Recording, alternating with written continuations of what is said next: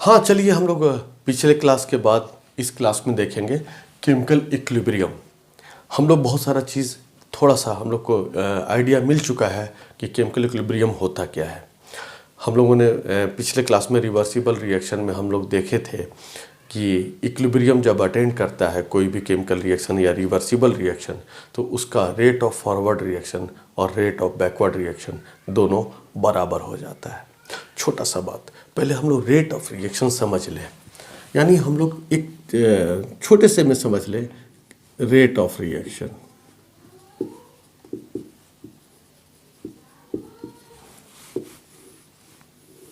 Rate of reaction होता है change in concentration of reactant or product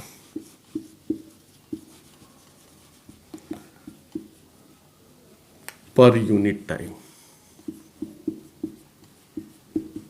per unit time। Suppose कीजिए कि यदि रिएक्टेंट का, मान लीजिए कोई रिएक्टेंट ए है, ये बी में चेंज हो रहा है, तो इसका रेट ऑफ रिएक्शन क्या होगा। आप ऐसे समझें कि यदि इसका कॉन्सेंट्रेशन, जो भी कॉन्सेंट्रेशन है, समय के साथ शुरू में सिर्फ रिएक्टेंट था और मान लीजिए कि ये 2 मोल पर लीटर है कॉन्सेंट्रेशन इसका, और शुरू में तो क्या होगा, ये 0 होगा। समय के साथ क्या हुआ कि ये इसमें से मान लीजिए कि 0.5 मोल चेंज हुआ। कितने देर में, मान लें कि 0.5 मोल चेंज हुआ 5 मिनट में, तो 0.5 मोल इसके चेंज हो गए। मान ले 0.5 मोल चेंज हुआ तो बचा कितना, 2 माइनस 0.5 मोल, यानी हम कह सकते हैं 1.5 मोल ये बच गया। ये बच गया। चेंज कितना हुआ, 0.5 मोल इसमें से निकल के प्रोडक्ट में कन्वर्ट हो गया। तो अब हम देखें यहां पर ये कितना बनेगा, 0.5 मोल, यानी पूरे, अब आप देखें जो पूरा चेंज इन कॉन्सेंट्रेशन रिएक्टेंट के टर्म में यदि आप देखना चाहें तो रिएक्टेंट के भी टर्म में कॉन्सेंट्रेशन का टोटल चेंज, मतलब कॉन्सेंट्रेशन कितना चेंज हुआ, 0.5 मोल। कितने देर में, 5 मिनट में। यानी यहाँ पर T=0 था, मतलब इनिशियली हम रिएक्शन करा रहे थे तब, और सपोज कीजिए कि आफ्टर टाइम 5 मिनट्स, 5 मिनट में 0.5 मोल इसका चेंज होके बी में कन्वर्ट हो गया। तो इसका रेट ऑफ फॉरवर्ड रिएक्शन क्या होगा, रेट ऑफ फॉरवर्ड रिएक्शन होगा टोटल चेंज। तो चेंज कितना हुआ भाई, तो ये final concentration minus initial concentration, final concentration minus initial concentration, हम टोटल चेंज देख लेना कि कितना चेंज हुआ। तो चेंज आया 0.5 मोल का, 0.5 मोल चेंज हुआ। तो 0.5 मोल कितने टाइम में, 5 मिनट में। तो यानी per unit time change in concentration per unit time कितना आया, 0.5/5, यानी रेट आप देखें तो रेट ऑफ रिएक्शन 0.1 मोल पर मिनट, ये आया रेट ऑफ रिएक्शन। तो यहाँ पर ये बात हम लोग रेट ऑफ रिएक्शन के बारे में सीख गए, है ना।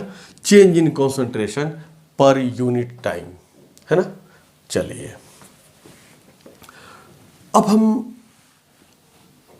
आगे डिटेल थोड़ा सा और चीज़ें हम लोग पढ़ना होगा, तो हम लोग केमिकल काइनेटिक्स में ये सब पढ़ेंगे कि कैसे कॉन्सेंट्रेशन चेंज होता है, और भी इसमें थोड़ा सा यदि कुछ और प्रिसाइज वे में हम लोगों को देखना है तो किस तरीके से देखेंगे, कैसे क्या है, तो हम उसमें नहीं जाना चाहते।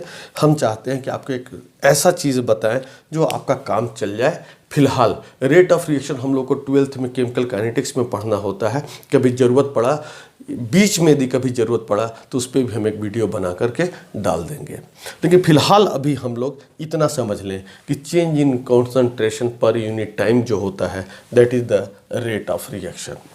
समझ गए। चलिए आगे देखते हैं, मिटा दें इसको। अब देख ले और नोट कर ले, ये हुआ रेट ऑफ फॉरवर्ड रिएक्शन।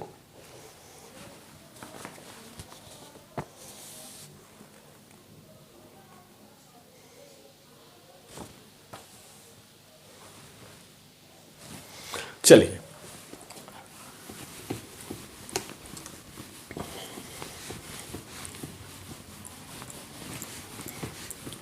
अब हम इक्विलिब्रियम की बात कर रहे थे, तो हम लोग केमिकल इक्विलिब्रियम को क्या डिफाइन करेंगे? तो chemical equilibrium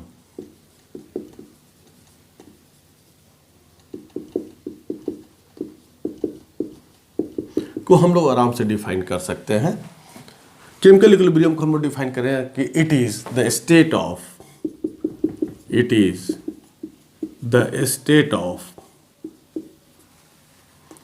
reversible reaction at which rate of forward reaction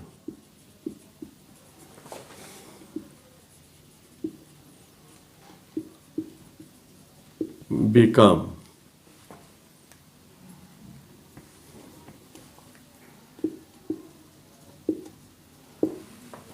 equal to rate of backward reaction and the concentration of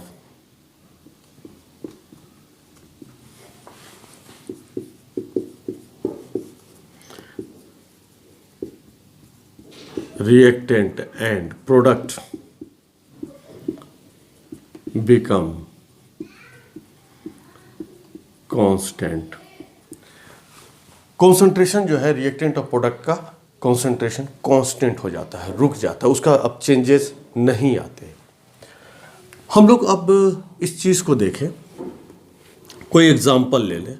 suppose कीजिए कि हमने ले लिया N2+ 3H2, ये रिवर्सिबल रिएक्शन है और बनाया 2NH3। तो ऐसे कंडीशन में हम लोग कह सकते हैं कि यहाँ पर रिएक्टेंट जो है शुरू में प्रोडक्ट में चेंज हो रहा है। क्या होगा? रिएक्टेंट का सिर्फ शुरू में रिएक्टेंट है, ये तेज़ी से प्रोडक्ट में चेंज होगा, क्योंकि सिर्फ यही है, प्रोडक्ट तो शुरू में था ही नहीं। और जब चेंज हुआ तो धीरे धीरे ये बनना शुरू हुआ, इसका कॉन्सेंट्रेशन बढ़ना शुरू हुआ और इसका कॉन्सेंट्रेशन घटना शुरू हुआ, तो रेट भी इसका घटने लगेगा, फॉरवर्ड रिएक्शन का रेट घटेगा। और जैसे जैसे ये बनता जाएगा वैसे वैसे इसका रेट बढ़ेगा और एक समय आएगा कि रेट ऑफ फॉरवर्ड रिएक्शन और रेट ऑफ बैकवर्ड रिएक्शन दोनों बराबर हो जाएंगे। आप समझ रहे हैं मेरी बात को? रेट ऑफ फॉरवर्ड रिएक्शन घटेगा और रेट ऑफ बैकवर्ड रिएक्शन बढ़ेगा। क्यों? क्योंकि रिएक्टेंट का कॉन्सेंट्रेशन घट रहा है और प्रोडक्ट का कॉन्सेंट्रेशन बढ़ रहा है और एक समय आएगा कि दोनों बराबर हो जाएंगे। और बराबर होने के बाद वो जो कंडीशन होगा जहां पर कि दोनों RF और RB बराबर हो जाएंगे, उस कंडीशन को हम लोग बोलेंगे इक्विलिब्रियम, कि अब ये रिएक्शन इक्विलिब्रियम अचीव कर लिया। अब इसके बाद ये मत सोचिएगा कि रिएक्टेंट, ये प्रोडक्ट जो है और तेज़ी से बढ़ेगा। अब इसके बाद प्रोडक्ट इक्विलिब्रियम अचीव करने के बाद फर्दर इनके कॉन्सेंट्रेशन में कोई चेंजेस नहीं आएंगे। क्लियर है? लेकिन उस वक्त जो कॉन्सेंट्रेशन इक्विलिब्रियम अचीव करते समय जो कॉन्सेंट्रेशन इनका था अब उतना ही रहेगा। अब उनके कॉन्सेंट्रेशन में कोई चेंजेस नहीं आएंगे, रिलेटिव कोई चेंज नहीं आएगा। समझ गए?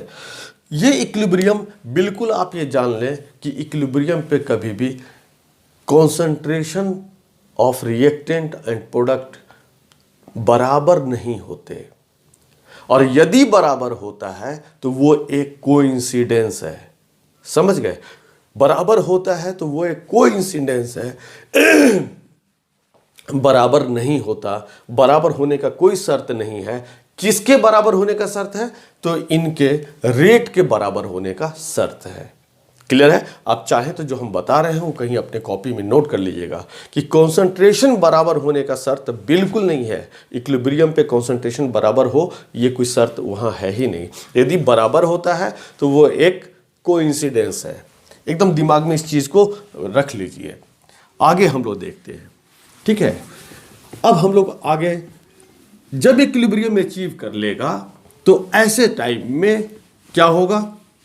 जितने भी मेजरेबल प्रॉपर्टीज हैं वो सब के सब क्या होंगे? कांस्टेंट हो जाएंगे, रुक जाएंगे, उनमें जो कोई भी चेंजेस नहीं आएगा।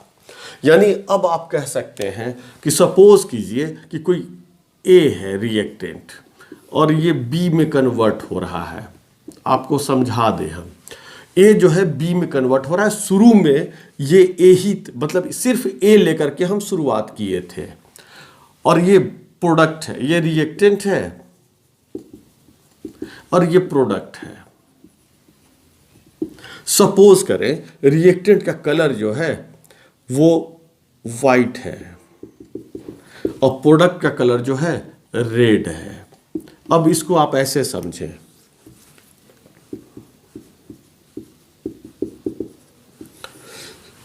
जब रिएक्टेंट लेके शुरुआत किए होंगे तो सिर्फ उस कंटेनर में हमको वाइट दिखाई दे रहा होगा, समझ गए। और जो भी रिएक्शन के लिए कंडीशन था वो कंडीशन हमने प्रोवाइड कर दिया, जैसे हीट, टेम्परेचर, जो भी चाहिए था रिएक्शन स्टार्ट होने के लिए वो हमने प्रोवाइड कर दिया। तो अब क्या हुआ? रिएक्शन ए जो है, रिएक्टेंट ए जो है बी में कन्वर्ट होना शुरू हो गया और धीरे धीरे हमको उसी में दिखाई देने लगा कि अब वाइट जो है धीरे धीरे पिंक में बदल रहा है, क्योंकि कुछ प्रोडक्ट भी बन रहे हैं, पूरे कंटेनर में कुछ प्रोडक्ट भी बन रहे हैं। तो अब क्या होगा? कुछ प्रोडक्ट बन रहे हैं तो रेड कलर भी अपीयर होना शुरू होगा और व्हाइट और रेड मिलके क्या होगा? पिंक कलर बनाएंगे, ठीक है।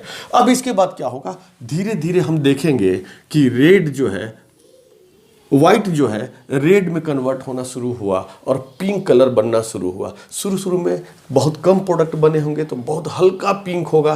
धीरे धीरे करके ये इसका कॉन्सेंट्रेशन बढ़ने लगा, इसका कॉन्सेंट्रेशन घटने लगा। तो पिंक कलर का इंटेंसिटी जो है हमको ऐसे दिखाई दिया कि पिंक कलर का इंटेंसिटी क्या है? बढ़ रहा है, ज़्यादा डार्क पिंक होता चला जा रहा है।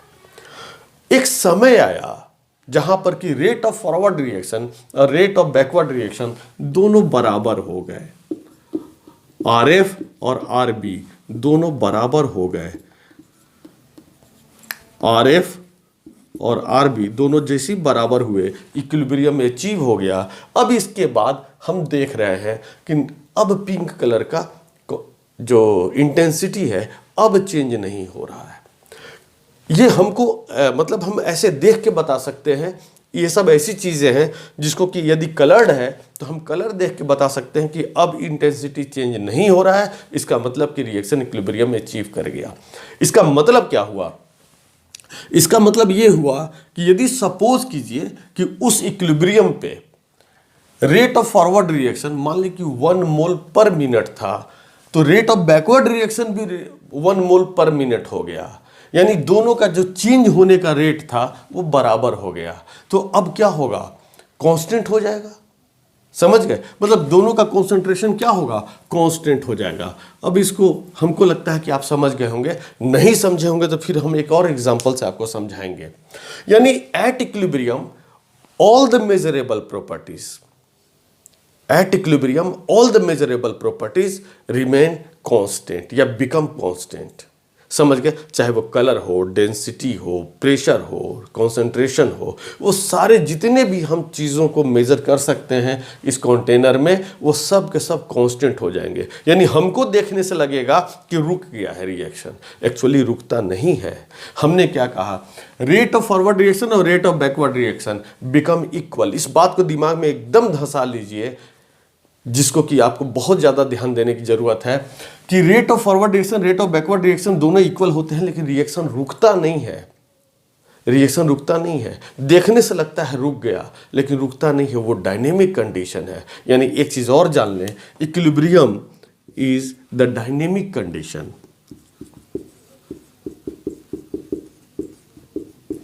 Equilibrium is dynamic condition.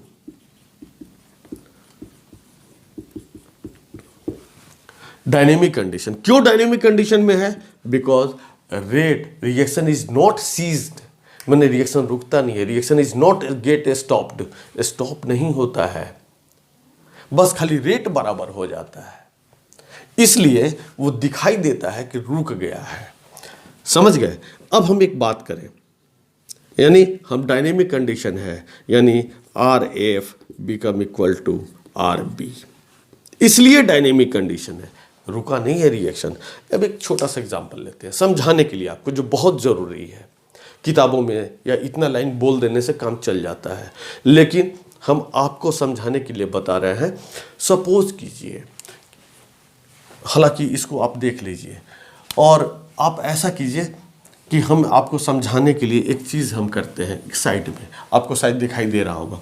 मान लीजिए कि एक स्टेडियम है और स्टेडियम के बाहर कुछ दुकान पे कुछ लोग बैठे हैं, अंदर खेल होने वाला है। समझिएगा बात को, खेल होने वाला है। शुरू शुरू में क्या होगा, स्टेडियम के बाहर कुछ लोग बैठे हैं और यहाँ पर चेयर लगा हुआ है स्टेडियम में। शुरू शुरू में क्या होता है कि यहाँ पर मतलब स्टेडियम के अंदर जाने वाले लोगों की संख्या ज़्यादा होती है, स्टेडियम के अंदर जाने वाले लोगों की संख्या ज़्यादा होती है। समझ गए? यानी मैक्सिमम जो आ रहा है वही स्टेडियम के अंदर जा रहा है। लेकिन स्टेडियम में भी कुछ लोग ऐसे होते हैं जो खेल प्रेमी होते हैं, कुछ लोग ऐसे होते हैं जो मूंगफली फोड़ने जाते हैं, बस उनका कोई उद्देश्य नहीं है, बैठे हैं मूंगफली फोड़ना है और कुछ नहीं। तो जब ये बैठे बैठे थोड़े से उकता जाते हैं तो कुछ लोग यहाँ पर क्या करते हैं कि बैठ के फिर स्टेडियम से बाहर निकलते हैं। आप ध्यान दीजिएगा, स्टेडियम से कुछ लोग बाहर निकलते हैं। अब हम एक बात बताएं आपको, या हम ऐसा करते हैं मिटा देते हैं और आपको हम एक नए ढंग से समझाते हैं। कोशिश कीजिएगा समझने का, इक्विलिब्रियम समझना बहुत ज़रूरी है। सपोज कीजिए कि कोई, हमने कहा था कि एक स्टेडियम है, स्टेडियम में गेट है और बढ़िया सा गेट है, कोई दिक्कत नहीं, और यहाँ पे चेयर लगा हुआ है, लोग बैठ रहे हैं, खेल यहाँ होना है। स्टेडियम में लोग बैठे हुए हैं, या कहें कि लोग अंदर जा रहे हैं, बाहर से निकल के, बाहर से जो लोग हैं जमा हुए वो लोग क्या कर रहे हैं, अंदर जा रहे हैं। और कुछ लोग इसमें से बैठे बैठे उकता गए हैं, अभी खेल शुरू नहीं हुआ है, बाहर निकल रहे हैं। शुरू शुरू में क्या होगा, इस बाहर से अंदर जाने वाले का रेट ज्यादा होगा। 100 आदमी पर मिनट घुस रहे होंगे स्टेडियम में, स्टेडियम बहुत बड़ा है। उसमें से शुरू शुरू में क्या होगा, थोड़ी देर बैठने के बाद 5 आदमी इसमें से निकल के बाहर आ गया, पकौड़े वकौड़े खाने, समोसा वमोसा खरीदने, ठीक है। तो शुरू शुरू में क्या हुआ कि rate of ingoing persons is higher than outgoing person. शुरू में, यानी जैसे रिएक्टेंट प्रोडक्ट में चेंज हो रहा है शुरू में ज्यादा, और प्रोडक्ट रिएक्टेंट में चेंज कम हो रहा है। धीरे धीरे धीरे धीरे करके स्टेडियम भरने लगा। तो जैसे जैसे स्टेडियम भरने लगा तो बाहर निकलने वाले लोगों को भी परसेंटेज बढ़ने लगा, यानी संख्या बढ़ने लगा। पहले 5 आदमी शुरू में निकलता था, अब क्या हो रहा है कि अब 10-10 आदमी निकल रहा है। धीरे धीरे स्टेडियम भरने लगा तो शुरू में 100 आदमी जाते थे, और फिर बाद में 90 आदमी, फिर 80 आदमी, फिर 70 आदमी पर मिनट जाने लगे। और बाहर निकलने वाले की भी संख्या क्या होने लगी, शुरू में 5 आदमी निकलता था, फिर 8 आदमी, फिर 10 आदमी, फिर 20 आदमी। ऐसे करते करते एक समय आया कि 20 आदमी अंदर जा रहा है। एक समय आ गया कि 20 आदमी अंदर जा रहा है और 20 आदमी बाहर आ रहा है। और उस समय मान लेते हैं कि खेल बहुत बढ़िया हो रहा है। खेल, आप याद कीजिएगा, खेल यदि बहुत बढ़िया हो रहा है तो मान लीजिए स्टेडियम में 1000 आदमी बैठा है, 1000 आदमी बैठा है और बाहर में 200 आदमी बैठा है और खेल बहुत बढ़िया हो रहा है, तो क्या होगा, 1000 आदमी अंदर बैठा होगा और 200 आदमी बाहर बैठा होगा। लेकिन ये आने जाने वाले लोग रुकते नहीं हैं। ये मत समझिए कि जो अंदर में 1000 आदमी बैठा है सारे के सारे लोग मतलब एकदम पिन ड्रॉप साइलेंस एकदम खेल देख ही रहे होंगे। नहीं, आने जाने वाले लोगों का तो तांता लगा हुआ है। कुछ लोग जा रहे हैं, कुछ लोग आ रहे हैं, कुछ लोग जा रहे हैं, कुछ लोग आ रहे हैं। एक समय पहुंच गया जहां पर कि numbers of person in going and number of person out going become equal. 20 आदमी, अब जैसे जैसे खेल शुरू हुआ तो अंतिम में घटने लगे लोग, मतलब अंदर जाने वाले लोग पहले ही ऑलरेडी बैठ चुके हैं, तो अंदर जाने वाले लोग का रेट जो हो गया 20% पर मिनट और बाहर निकलने वाले लोगों का भी रेट, अब ढेर आदमी बैठ गया तो बाहर निकलने वाले लोगों का भी नंबर बढ़ गया। तो एक समय आया कि 20% अंदर जा रहे हैं, 20% पर मिनट बाहर आ रहे हैं। अब आपसे कोई पूछे और स्टेडियम में जब, तो ऐसे कंडीशन को हम लोग कहेंगे कि इक्विलिब्रियम अटेन कर गया। स्टेडियम जो है अब अपना इक्विलिब्रियम अटेन कर गया, रुका नहीं है। आने जाने वाले लोगों का मतलब क्रम जो है या जो एक्टिविटी है वो रुका नहीं है। लोग अंदर जा रहे हैं, बाहर निकल रहे हैं, खेल चल रहा है। स्टेडियम अपना इक्विलिब्रियम अटेन कर चुका है। अब उस समय यदि कोई, जब भी आप काउंट कीजिएगा स्टेडियम के अंदर का आदमी, तो 20 आदमी अंदर गया तो 1020 हो गया और 20 आदमी बाहर आया तो फिर से 1000 आदमी बन गया। यानी the numbers of person sitting inside the stadium become constant और number of person sitting outside the stadium for the samosas become constant. समझ गया बात? तो ये कांस्टेंट हो गया, लेकिन आने जाने वाले लोगों का नंबर लगा हुआ है। बस अंतर इतना है कि जितने आदमी अंदर जा रहे हैं पर मिनट, उतने ही आदमी बाहर आ रहे हैं। इतना पर्सन पर मिनट अंदर बाहर आ जा रहे हैं। क्लियर है? कोई दिक्कत? तो अब ऐसे कंडीशन को हम कहेंगे इक्विलिब्रियम अचीव कर लिया। यही काम रिएक्शन में भी होता है। इसका मतलब ये नहीं कि अंदर में बैठा आदमी और बाहर में बैठा आदमी का नंबर बराबर हो गया। नंबर नहीं बराबर हुआ, सिर्फ अंदर जाने वाले और बाहर निकलने वाले लोगों का जो रेट है वो बराबर हुआ है। 20% पर मिनट अंदर जा रहे हैं, 20% पर मिनट बाहर आ रहे हैं। तो the numbers of person sitting inside the stadium and number of person sitting outside the stadium remain constant. अब कांस्टेंट हो चुका है, तो इक्विलिब्रियम हम कहेंगे अचीव हो चुका है। क्लियर है? अब एक बात बताएं, मान लेते हैं खेल बहुत घटिया है, तो क्या होगा? खेल बहुत घटिया हो रहा है, बहुत खराब टीम आया है, तो ये भी तो हो सकता है कि लोग मन बना के आए थे खेलने, और ये भी तो हो सकता है कि अंदर में बैठे हुए लोगों का नंबर जो है क्या हो जाए। एक समय आए कि अंदर में बैठे हुए लोगों का नंबर 300 हो जाए और बाहर में बैठे हुए लोगों का नंबर 900 हो जाए।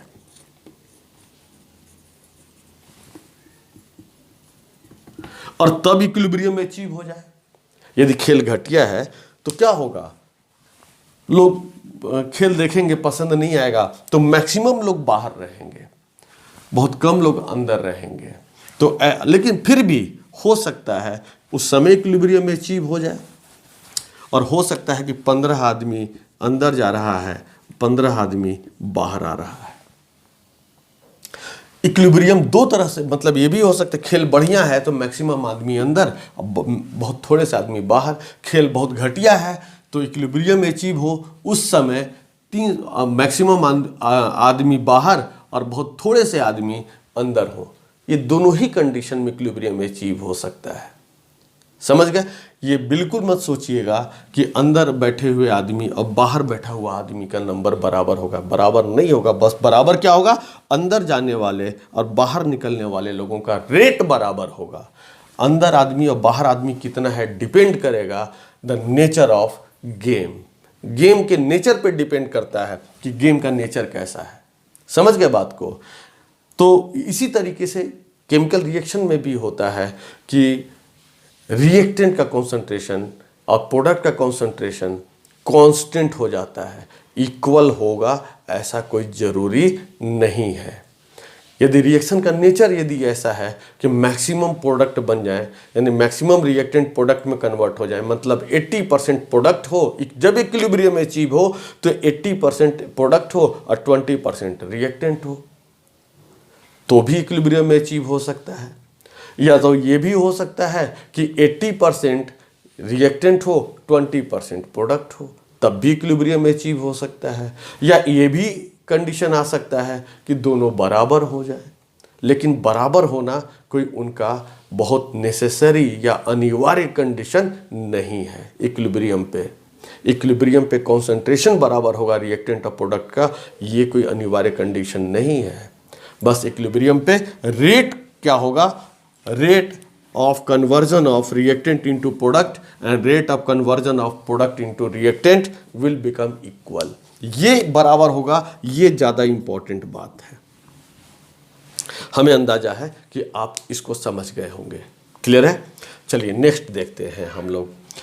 तो इक्विलिब्रियम समझाने का तरीका, लेकिन जब ये नंबर कांस्टेंट हो जाता है अंदर और बाहर का, इक्विलिब्रियम अचीव हो जाता है, तो ऐसा हम लोग कह सकते हैं कि मतलब इक्विलिब्रियम का कंडीशन में देखने से, आपको हेलीकॉप्टर से मुंडी गिने कि कितने लोग अंदर बैठे हैं, तो हमेशा उसको 300 आदमी, खेल घटिया है तो हमेशा उसको 300 आदमी स्टेडियम में है, 900 आदमी बाहर नजर आएंगे, लेकिन आने जाने वाले लोग लगे हुए हैं, तांता लगा हुआ है। क्लियर है? समझ गए? यानी इक्विलिब्रियम एक डायनेमिक कंडीशन है, स्टैटिक कंडीशन नहीं है। रिएक्शन चलता रहता है, लेकिन बस नंबर, रेट ऑफ फॉरवर्ड और रेट ऑफ बैकवर्ड रिएक्शन बराबर हो जाता है। यहां तक बात हम लोग समझ गए होंगे। अब आते हैं कैरेक्टरिस्टिक्स ऑफ इक्विलिब्रियम। इक्विलिब्रियम के क्या क्या कैरेक्टरिस्टिक्स हैं? तो भाई पहला बात, characteristics of equilibrium.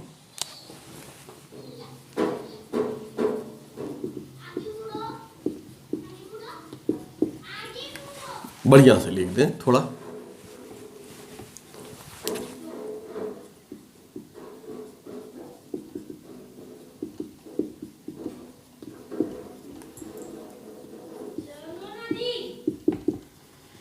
Chemical equilibrium. Chemical equilibrium के क्या क्या कैरेक्टरिस्टिक्स हैं? तो भाई ऐसे समझे हम।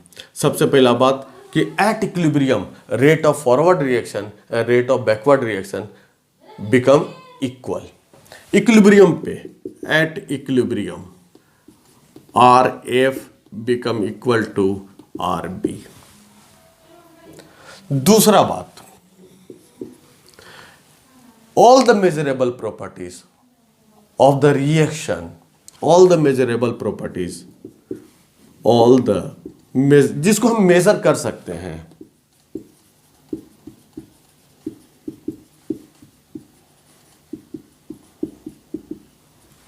all the measurable properties of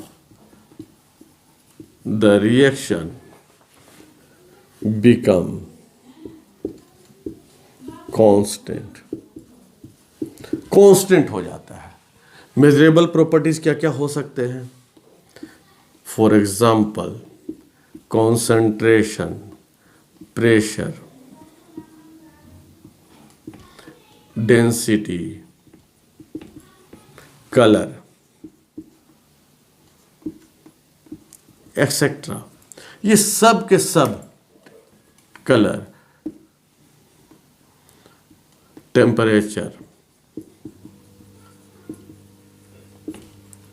etcetera, सब के सब क्या हो जाते हैं? कांस्टेंट हो जाते हैं। कोई चेंजेस दिखाई नहीं देते, ऐसा लगता है रिएक्शन रुक गया है। जैसे बोले थे ना कि लोग आ जा रहे हैं, लेकिन मुंडी गिनने पे लगता है कि सब लोग स्थिर बैठे हुए हैं। 300 आदमी स्टेडियम में और 900 आदमी स्टेडियम के बाहर।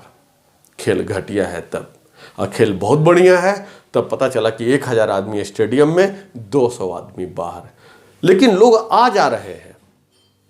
समझ गए? तो ये बात होता है इसका।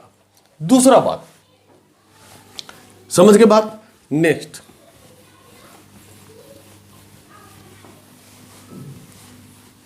Equilibrium is dynamic condition.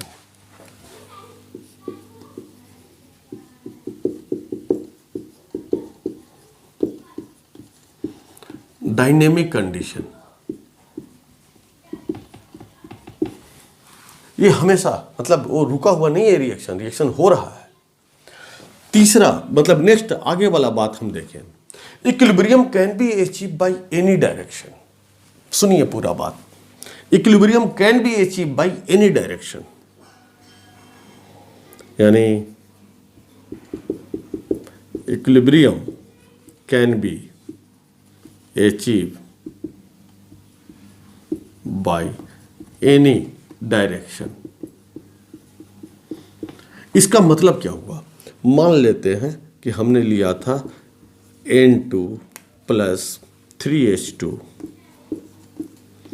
और हम रिवर्सिबल रिएक्शन लिए थे और 2NH3 बन रहा था। अब एक बात बताएं, किसी कंटेनर में आपको लगता है कि सर इक्विलिब्रियम अचीव करने के लिए नाइट्रोजन और हाइड्रोजन हमने ले लिया तो ये इक्विलिब्रियम अटेंड कर लेगा। बहुत बहुत अच्छी बात है, बिल्कुल अटेंड करेगा। एक समय आएगा कि अटेंड कर लेगा, चाहे वो आधा घंटा बाद, चाहे वो 1 घंटे के बाद अचीव कर लेगा इक्विलिब्रियम। और इक्विलिब्रियम पे इनका अपना अपना कॉन्सेंट्रेशन कांस्टेंट हो जाएगा। तो क्या इक्विलिब्रियम अचीव मतलब हम सिर्फ रिएक्टेंट के फॉर्म में इनको ले लें तो इक्विलिब्रियम अचीव हो गया? क्या हम उस कंटेनर में सिर्फ अमोनिया ले लें तब भी इक्विलिब्रियम अचीव होगा? यानी एज ए रिएक्टेंट यदि हम नाइट्रोजन और हाइड्रोजन ले लें तो भी हमारा यहाँ पे एक सर्टेन रेशियो होगा, सर्टेन कॉन्सेंट्रेशन होगा, समझ गए, जो कि इनका अपना रिएक्टेंट और प्रोडक्ट का सर्टेन कॉन्सेंट्रेशन का रेशियो होगा जो कि अचीव हो जाएगा। समझ गए? मान लेते हैं कि ये 20% प्रोडक्ट है, 80% रिएक्टेंट है, 20% मान लें कि ये 80% एट इक्विलिब्रियम पे मान लेते हैं, इक्विलिब्रियम पे 80% रिएक्टेंट है, 20% प्रोडक्ट है। और सपोज कीजिए कि कोई दूसरा कंडीशन में आपने क्या किया कि कंटेनर के अंदर में सिर्फ अमोनिया ले लिए। क्या ले लिए? सिर्फ अमोनिया लिए और कुछ नहीं लिए, और डब्बा बंद कर दिए और रिएक्शन का जो कंडीशन था वो कंडीशन आपने प्रोवाइड कर दिया। तब भी क्या होगा? तब भी ये धीरे धीरे टूटेगा, ये टूटना शुरू होगा और तब उस समय ये रिएक्टेंट की तरह काम करेगा और ये प्रोडक्ट की तरह। और कहां जाके रुकेगा? जब ये साहब अमोनिया जो है यहां पे, ये अमोनिया जो है 20% बच जाए और ये जो है 80% बन जाए, तब जाकर के इक्विलिब्रियम अचीव होगा। यानी इक्विलिब्रियम चाहे हम रिएक्टेंट के तौर पे नाइट्रोजन और हाइड्रोजन ले लें तब भी मतलब इनका जो रिएक्शन, इस रिएक्शन का इक्विलिब्रियम है अचीव होगा। और यदि हम सिर्फ अमोनिया ले लें, यानी एज जो यहाँ प्रोडक्ट है उसको एज ए रिएक्टेंट ले लें हम, तब भी ये रिएक्शन इक्विलिब्रियम अचीव करेगा, वही रेशियो देगा और हम यहाँ पे इक्विलिब्रियम इस डायरेक्शन से भी अचीव कर सकते हैं। यानी आप कह सकते हैं कि या तो हम फॉरवर्ड रिएक्शन के फॉर्म में एज ए रिएक्टेंट इनको ले लें तो भी हम इक्विलिब्रियम अचीव कर सकते हैं, सेम इक्विलिब्रियम। और यदि हम प्रोडक्ट ले लें एज ए इसका जो प्रोडक्ट है उसको एज ए रिएक्टेंट हम यहाँ पे ले लें तो भी सेम इक्विलिब्रियम हमको मिलेगा। हमको लगता है आप समझ गए होंगे, तो आप देख लीजिए, देखिए कोई दिक्कत हो तो आप इसको हमसे बाद में पूछ लीजिएगा, और बाकी अभी चाहे तो आप नोट कर सकते हैं। चलिए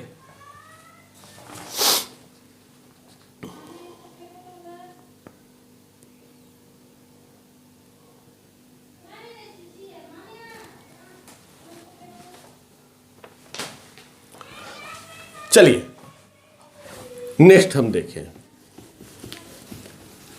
ये बड़ा इंपॉर्टेंट सा बात है कि equilibrium can be achieve by any direction, या हम सिर्फ रिएक्टेंट लेकर के equilibrium achieve, same equilibrium achieve कर सकते हैं।